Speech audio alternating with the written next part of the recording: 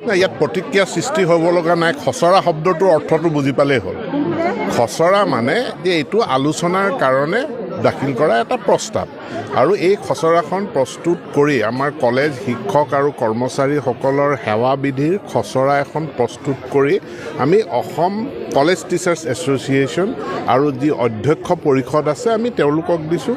তেওঁলোকে অধ্যয়ন কৰি তেওঁলোকৰ মতামতখিনি জনাব। তেওঁলোকৰ মতামতখিনি জনালেই হ'ল। কথা ইমানেই, এইখনক লৈ ৰাজহুৱা চৰ্চা ইমান কৰাৰ মই প্ৰয়োজন নাই, কাৰণ খচৰা এইখন, আৰু এখন কোনো আইন নহয়, বিধি নহয়, ই পাছ কৰা নাই, এখন লিখা হৈছে। এতিয়া শিক্ষকসকলে কৰ্মচাৰীসকলে তেওঁলোকৰ মতামত দিব, কাৰণ ইয়াত উল্লেখ কৰা কথাবিলাকৰ বিভিন্ন ধৰণৰ মানে যিসকল নতুন প্ৰজন্মৰ শিক্ষিত যুৱক যুৱতী তেওঁলোকৰ পৰা আমাৰ বিভিন্ন অনুৰোধ আহি থাকে। তাৰ পৰিপ্ৰেক্ষিততে এখন প্ৰস্তুত কৰা হৈছে।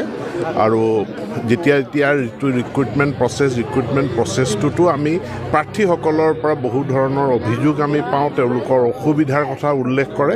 গতিকে এই সমস্যাবিলাক, যেনে ধৰি লওক এজন প্ৰাৰ্থীয়ে যদি 5খন কলেজত এটা পদ ওলায়, তেওঁ 5 বাৰ আবেদন কৰিব লাগে, 5 বাৰ আবেদন মাচুল দিব লাগে।